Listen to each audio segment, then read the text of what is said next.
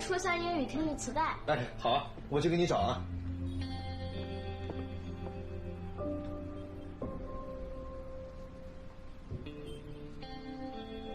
嘿嘿，找到了。回到过去。哎，这个我一着急写错了，这个应该是回到未来。这个呀，可是85年的老片子，可好看了。你要吗？我不想回到未来，我想回到过去。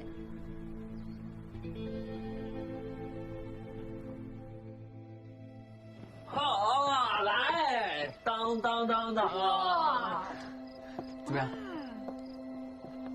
布置的挺好的哎。小伟，你弄得还蛮温馨的。哎，必须的。你应该跟永叔一起去搞装修的。哎，不，我还是爱跟白姐练摊啊。哎呦，哎呦，挨个给我们打传呼，就为看这个。那当然了，你看我饮料也给你们准备好了呀。你看看这个高楼林立的圣城啊，有一块属于我们的小天地啊，多好！感觉整个圣城都是我的了。我倒不需要一整个圣城。我只希望能快一点，在这儿有个家。哎呦，我想要的也不多呀，我就想要一个铺子，天灵灵地灵灵，把铺子租给我吧。哎，小兰姐呢？想在这个圣城拥有什么？我想肆意奔跑，好好生活，然后赚大钱。对，赚大钱，赚大钱，好好生活。来，好好生活，赚大钱。这3个格子的怎么样？各来1手嘛，好不好？格子的，行可以吧？啊，这款蓝色的，还有这个条纹的这几件，哎，我都给你便宜一点，好不好 ？S 号和 M 号的各加一点，好不好？这2个号好卖一些啊。行，是这些。还是这地址啊，我现在打包啊。好嘞，谢谢啊，慢走。有时候也隐隐担忧，机遇和意外，哪一个会先来？有股。哎，夏老板，怎么光看我嘞？看货呀！做生意嘛，后台的人都得看。是，货好人也好，生意才能长久。你放心啊，我这些货都是外贸的，质量肯定没问题。至于人嘛，我开胸脯也没用，等我们打上交道，你自然就知道了。你先看着啊。陈老板，哎，你这平时跑外贸都跑哪些国家呀？苏联去不去？苏联去，除了苏联，欧洲啊、美国啊都有。那这苏联要是有什么变化，你这单子会不会有影响？那有变化，肯定都还是会有影响。哎，苏联有变化，他那有什么变化哦？这种大事都不知道，那他应该不是船员。这经济变好或者变坏，不都有影响吗？哦，说这个呀，那是，哎，但是你放心，我这个人做生意讲信誉，就是他那边有什么变化，我也绝对不会让我的顾客受影响。那谢谢陈老板了。哎，客气。哎，这件 polo 衫有别的颜色吗？有。哎，你稍等一下，我给你拿哈。行。哎，你先看看别的。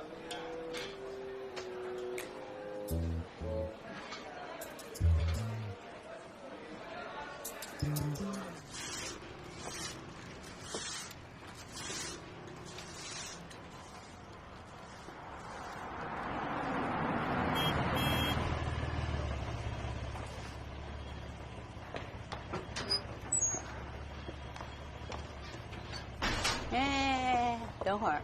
哎，李奶奶，昨天你们给我的房租这10块钱太旧了，给我换张新的。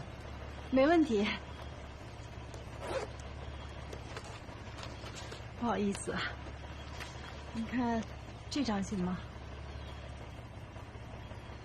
那我先走了啊。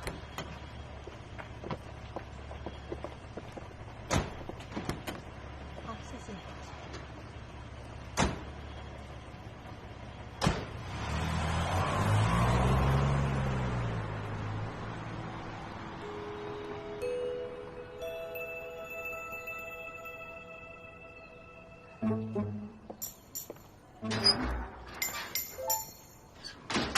哎，看看哈，没少哈。啊，还是老地址给你发过去啊。行。我下午就给你发出去。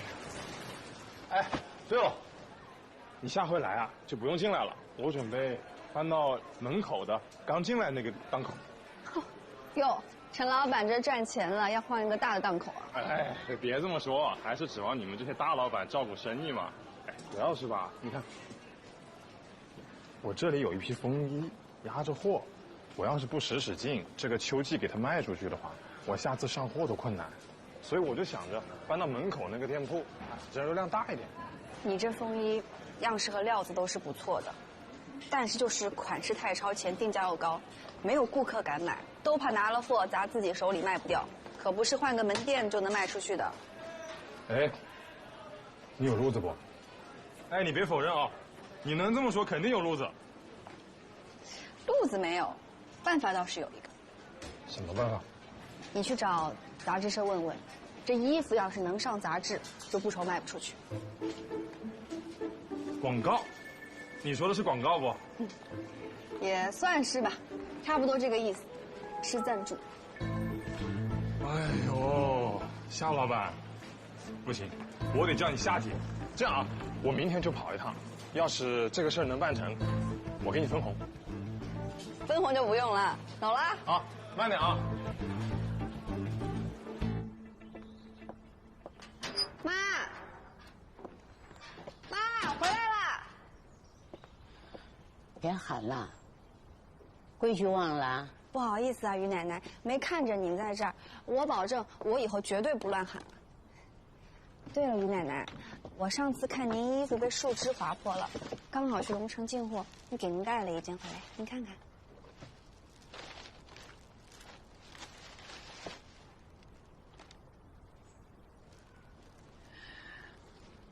我可没要你帮我买啊！我呢，本打算花10块钱买一件。如果你觉得吃亏呢，你就把衣服拿回去。那我就不客气了，衣服您收好，我先上去，不打扰您了。哦，你妈被个小汽车接走了。小汽车？难道是汤叔叔？我回来了。哎，妈，哎，小兰回来了。啊。于奶奶，我包了包子给您尝尝啊。那我们先走啦。啊。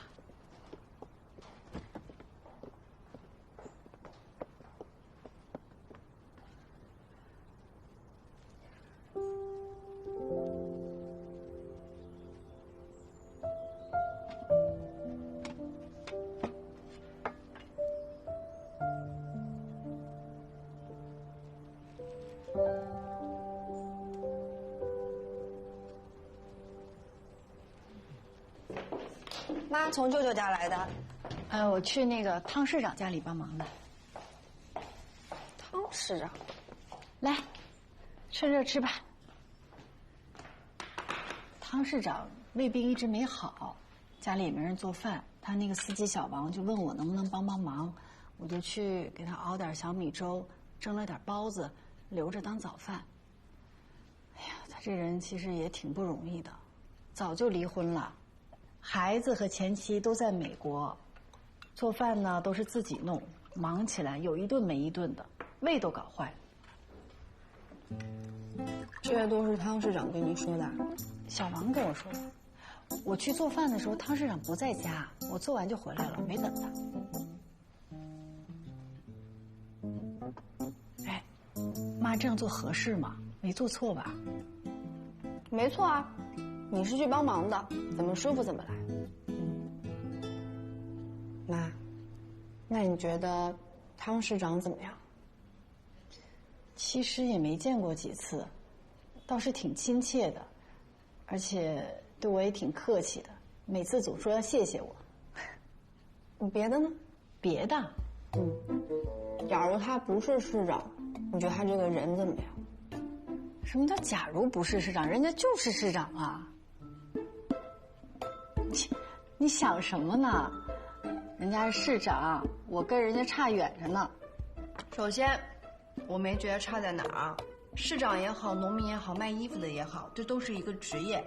其次，你们俩都离了婚，都单着呢，我觉得互相了解了解也挺好的。你想得太远了，这是不可能的事儿。人家可是大市长，我跟人家吃都吃不到一块儿去。那要是我几年前跟您说，您能在京城、在盛城开服装店，您觉得可能吗？刘芬同志，你就跟着自己的心意来就好，不要有太重的思想负担。哎，对了，小兰，你舅舅说明天要过来跟你聊那个什么项目的事儿，似乎是机会先来了。成哥，哎，还不走？哦，我这马上完事儿了。那什么，我媳妇儿前2天给我寄了点特产，挺好吃的，你尝尝。谢谢。是。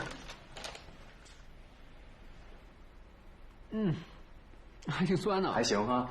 那留着吃，我走了。啊，谢谢。是。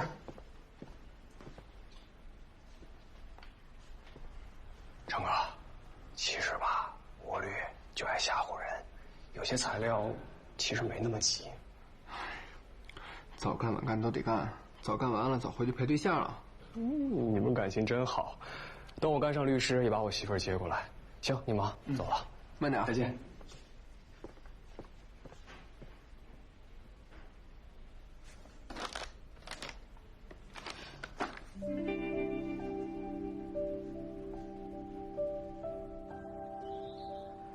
我之前装这家是个大老板，他觉得我活干得不错，那他就觉得我只做家装呢有点可惜了，应该再尝试干点别的。这小兰，你说这什么叫招标啊？通俗的说呢，就是要装修的大客户要货比3家。竞标的意思就是我们作为服务方要提供样品供客户们比货。就是我之前装修过的那些房子，你还让我都拍了照片。对，舅舅果然聪明，但这只是其中之一。除了公司的资质还有之前的作品外，我们还需要根据需求准备一份投标书以及一些设计方案。我看这份计划写得很详细，需要写些什么，所以准备投标书不难，难的是我们到底要投哪个项目。这还可以自己选？是，这次盛城的招待所装修被拆成了几个小项目，估计就是为了让民营公司有机会，不然像远辉这种之前的业务都是做私人房屋装修，没有参与过公家项目的，估计也根本没有机会能参与这次竞标。那这可是个大事儿啊！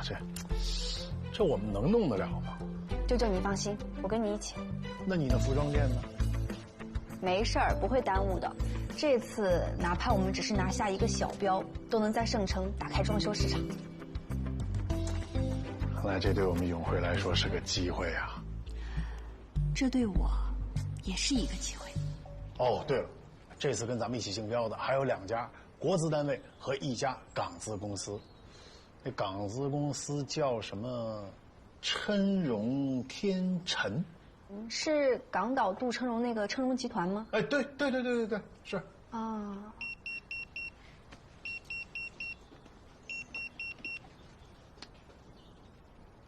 那个舅舅啊，也差不多到点了，我要下班，谈恋爱去。那我先走啦，拜拜。奶奶，拜拜。哎呀，这年轻人谈恋爱，年轻。我不住这儿，我租房子了，我这就走。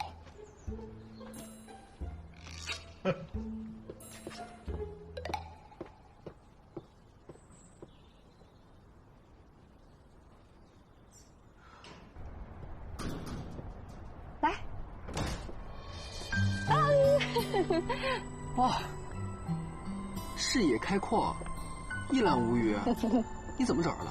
我可是夏小兰。你看，盛城真的好大，从你家那边望出去是万家灯火，从这儿望出去呢，又是繁华的商业街。以盛城的发展速度，应该过不了多久，这对面就都是高楼大厦了吧？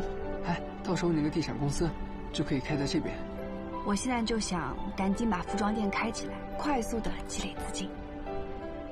哎，到时候要是能开在这儿就好了，三面临街，无论从哪个口看都能看到它。到时候一定是整条街最瞩目的存在。哎，你看，那个没亮灯的地方，应该是还没营业，说不定在招租呢。明天去看看。行，就那儿。对，那边。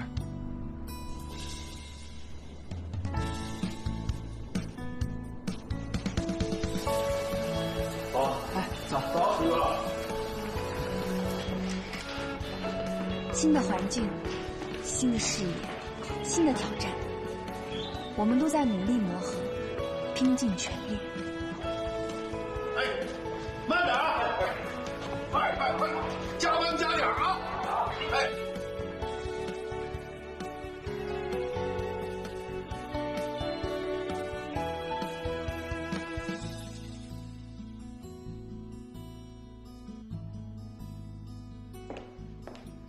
小兰，吃饭啦！好，来了。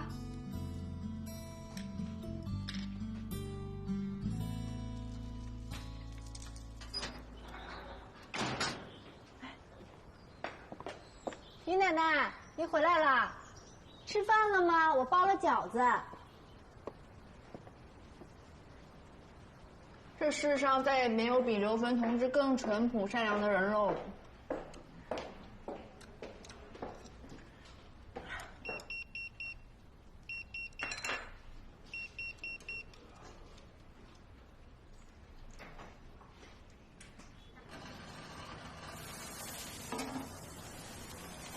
看你吃挺香啊，怎么样？杂志谈成了吗？搞定了，订了下半月的月刊，演员周望京会穿得上。那你怎么还愁眉苦脸？我绕了好大一圈才找到周望京，前1个星期都被一帮杂技社的编辑搞得完了。这个咱回头再说。好，那咱们一块吃点饭。好，一起哈，一起吃点饭哈。好。沙老板，你不晓得，那帮编辑酒没少喝，小东西也都收了，一说到上杂志封面就推三阻四。收下。哎，来，我说你们啊，别说，不客气啊。那好，慢走哈，主编。陈总，哎，王哥，等信啊，慢走，谢谢啊，有机会来深圳。好。后来有个厚道人跟我讲，我才晓得，就是嫌我是小摊贩、个体户。那免费赞助他们服装拍摄、拍杂志，他们还看不上。哎，你吃了不？要碗面噻。啊，不用，吃过了。凉茶。行。老板，2杯凉茶。哎，好嘞，稍等啊。夏老板，你说我设计那批男士大衣不好看吗？那面料款式不够档次吗？我不觉得。那不就是因为我不是品牌噻？除了我不是品牌，那我还差哪里了？你刚刚也说，就差个品牌了。如果你有一个自己的品牌，以后自己设计的衣服，专门请演员来拍广告，就是电视上那种，以后就不用做自己的品牌。啊耶！想到一块去了。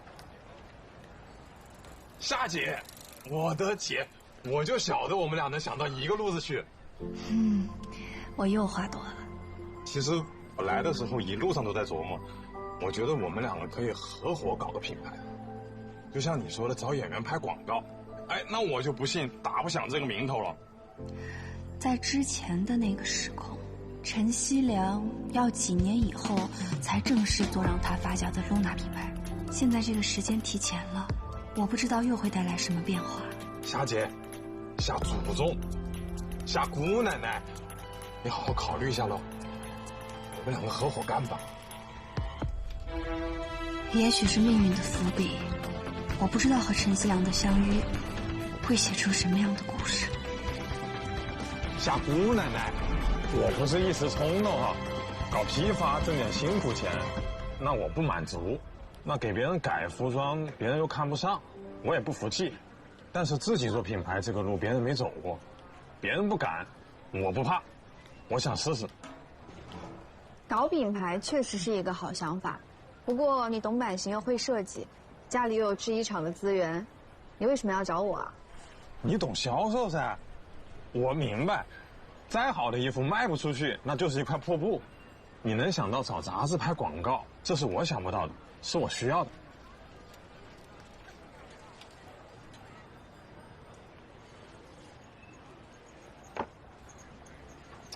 虽然我们只是见过几面哈，但是我觉得你跟所有人都不一样，你就好像是，好像石头缝里蹦出来帮我的，命运给我的礼物。只要你愿意跟我合作，什么条件我都答。大胆的考虑一下噻。我晓得，咱们是合作嘛，肯定还是要有点章法。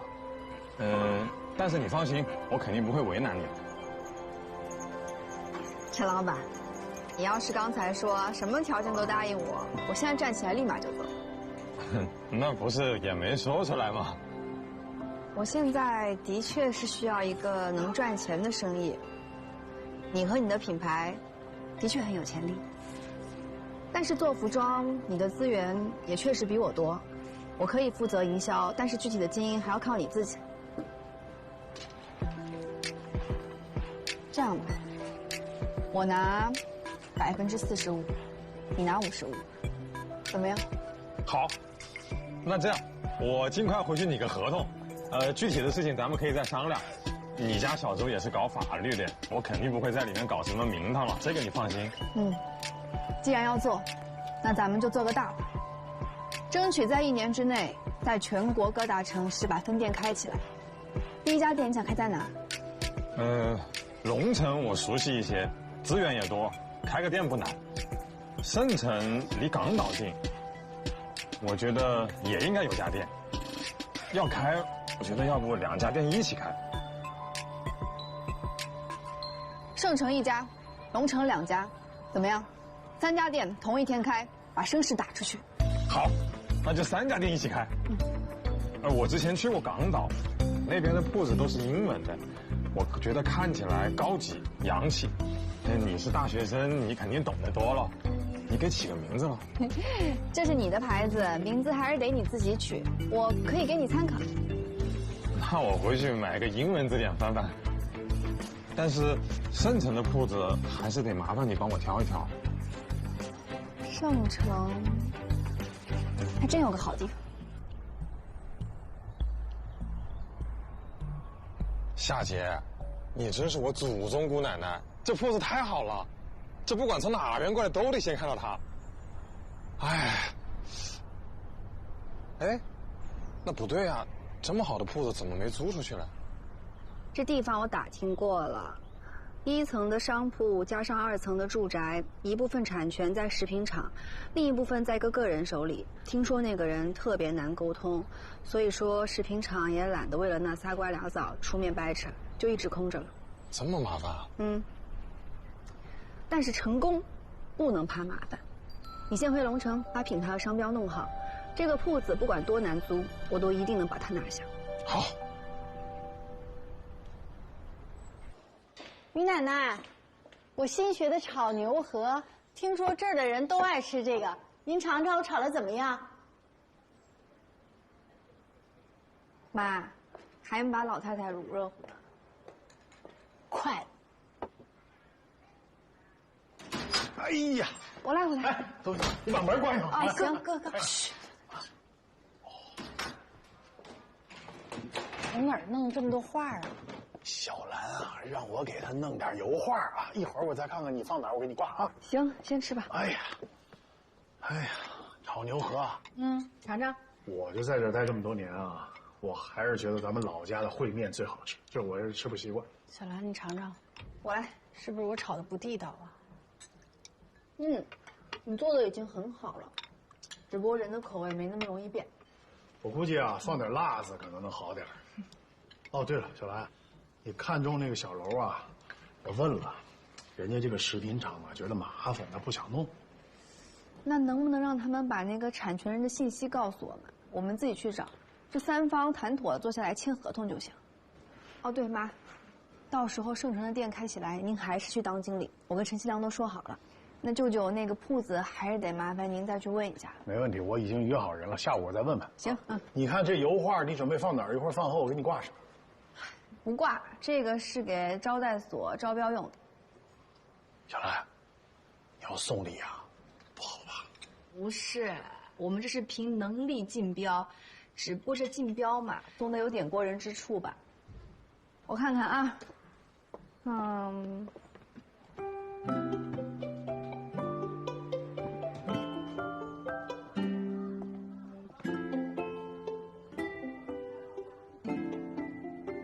行，就它。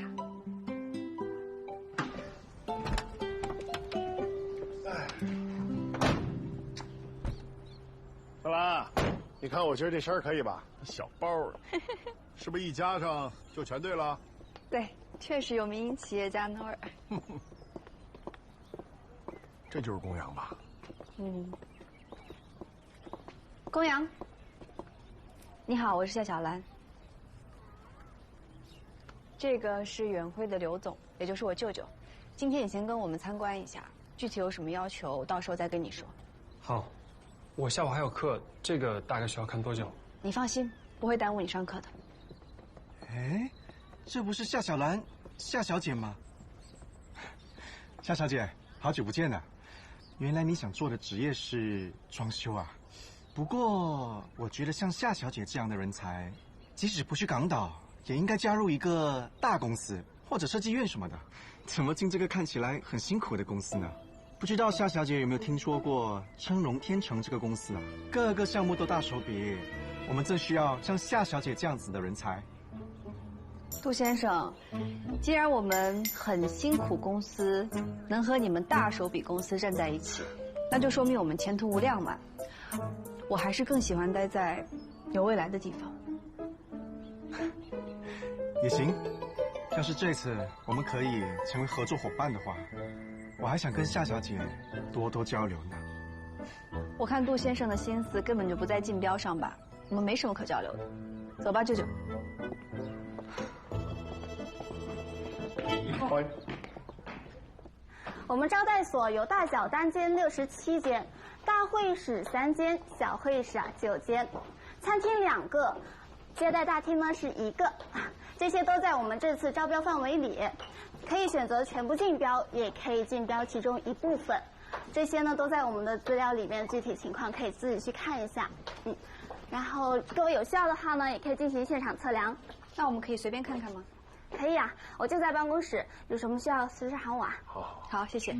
谢谢啊。哎，舅舅，那我们去楼下餐厅看看吧。走。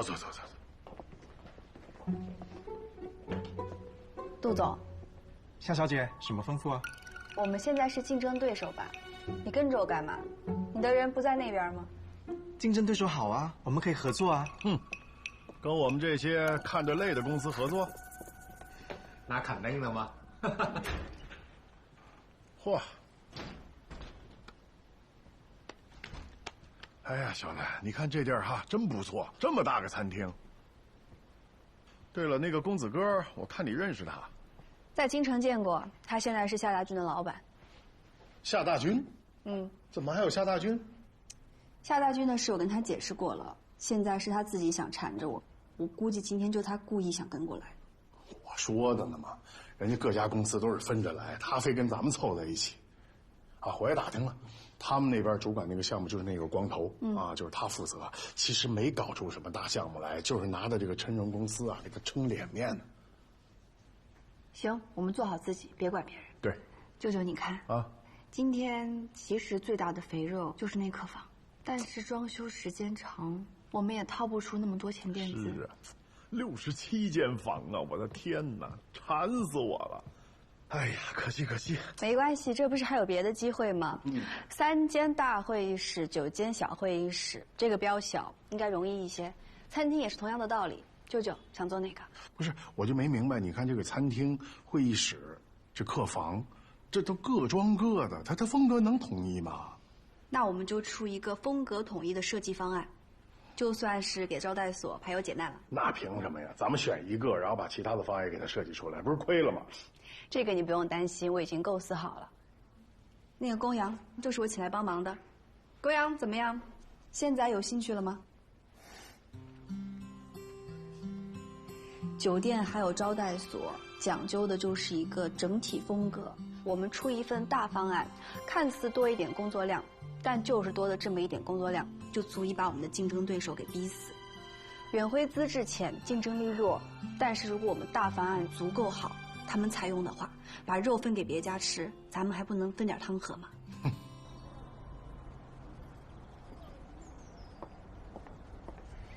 欧阳，我知道你是学油画的，一心想搞艺术，是因为家里条件不好，才想接这个活赚钱。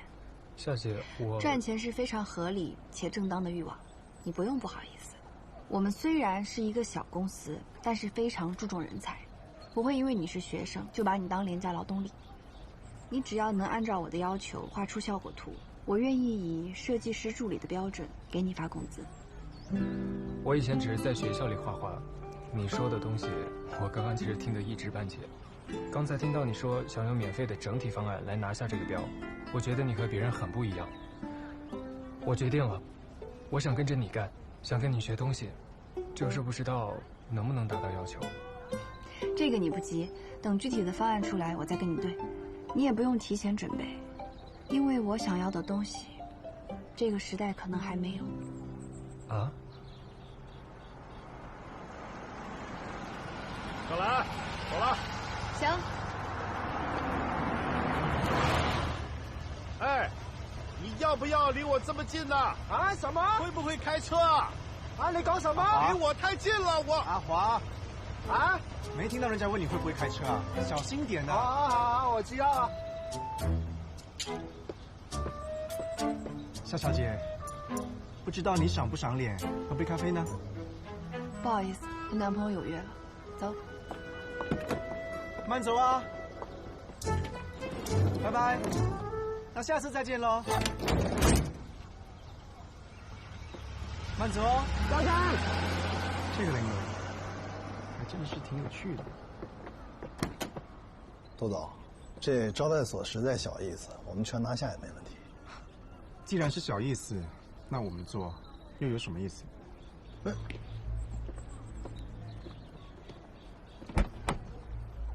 怎么听不懂啊？不如就成全夏小兰吧。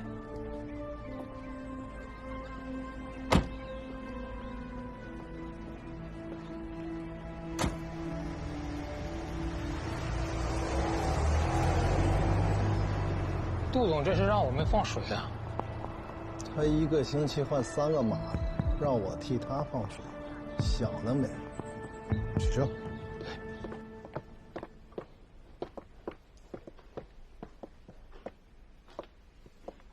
哎，是小杨嫂子吧？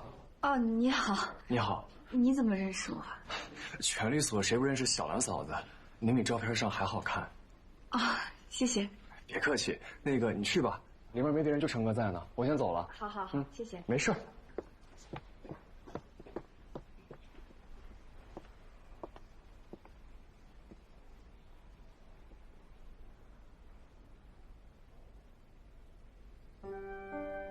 周成，哎，你来了。先吃饭吧，吃完再工作，不然会饿坏了胃。啊，快，坐。好。带了什么好吃的？你怎么把我照片放这儿？啊，我一来律所，我们后勤那个大姐一直追着要给我介绍对象，把家里那些亲戚朋友都给我介绍了个遍。理解，毕竟这么帅气又能干的男朋友，谁不想带回家？我跟大姐说了，我说我有对象，这大姐一开始还不信，后来又说什么，啊，没关系，反正也没结婚，直到我把这照片摆出来，她才算放弃了。哦，那这是为什么呀？那还不是因为我的对象又漂亮又优秀。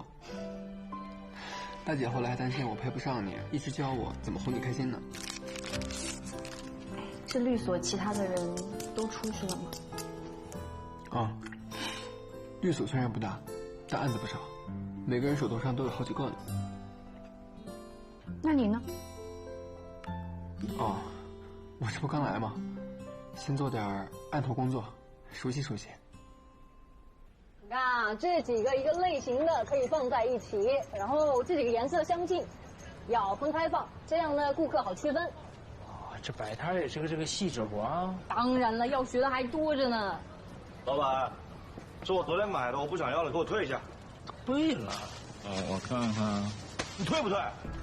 哎，不是，这都售出不退的，你要退我不是检查一下？不退是吧？不退我找工伤啊！哎，找工伤。到你了，不用再用来帮衬了。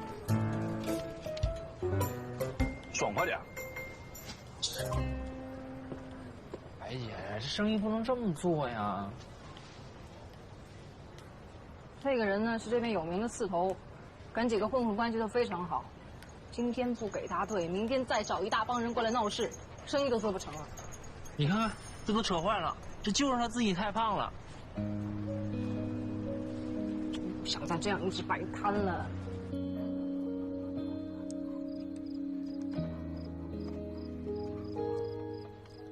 哎，你看看，看起来卖的热闹，实际上利润微薄，还老遇上神经病。我们这本来就是薄利多销，赚的都是辛苦钱。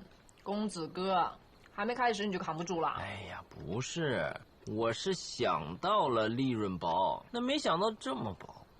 不过你们都能坚持，那我也能。其实我也在想啊，你说我这铺子租下来以后，你说我做点什么生意，总不能一直卖杂货吧？小兰，你也帮我想想，我做什么才能以后我们生意上互相照顾到呢？我舅舅现在在往商业装修转型，我觉得我以后可能也做这些。建材怎么样？人民桥呢，现在有几家小店，但是规模都不大的。建材很好啊，我们可以从小的开始做起，然后慢慢做大，以后就可以开一个建材城，到时候装修一站式就可以够齐了。白姐，怕不怕目标定太大？不怕。目标定的大，奋斗才有动力嘛。明天我们就去做一个那个叫什么那个市场调研。市场调研，咱一起去小伟，怎么样？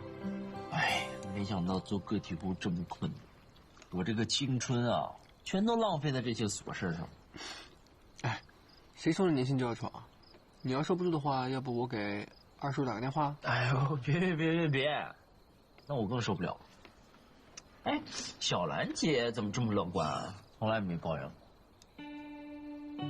对于这些好不容易拥有的伙伴，我总忍不住想成为他们的金手指，指点一二。就是啊，明明我年纪最大，但小兰反而像大家长。但又怕用力过猛，话太多露了馅儿。穷人家的孩子早当家嘛。其实我最近也不太顺利。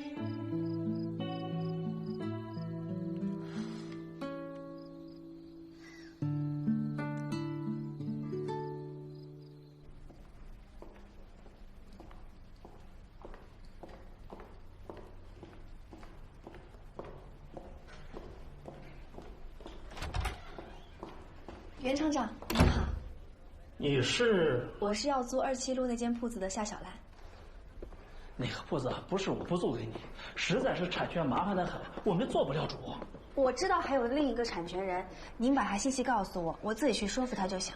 夏同志，你的这个决心我很佩服，但是我真的不能告诉你，对方要知道是我告诉你，我呀，真的抱歉了。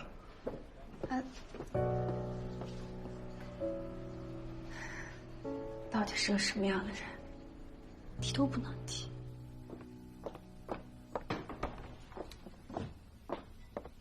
妈呀，也太香了吧！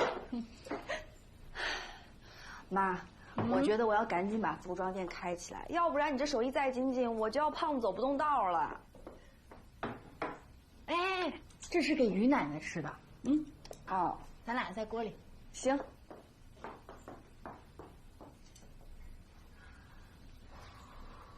于奶奶，今天做了排骨，还有野菜包子，我给您放这儿，您尝一尝啊。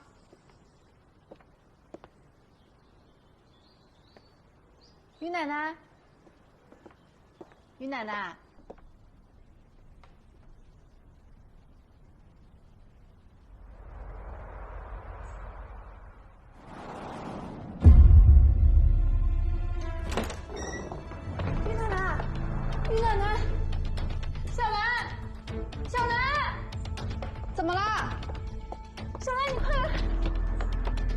于奶奶，志晴晕倒了，快叫救护车！我亲自去打电话。于奶奶，于奶奶，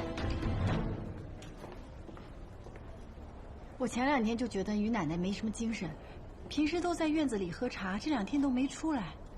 哎，都怪我应该问一句的。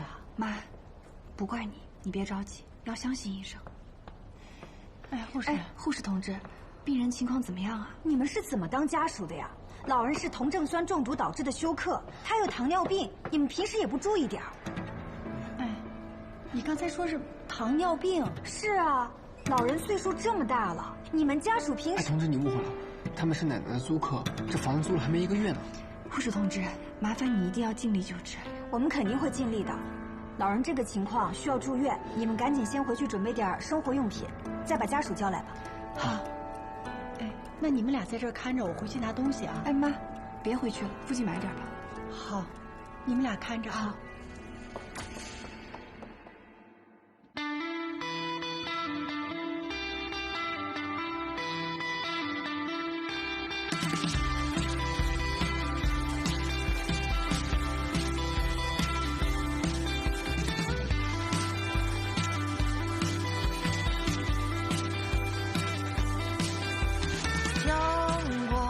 照在我身上，让我的心滚烫，你们是否一样？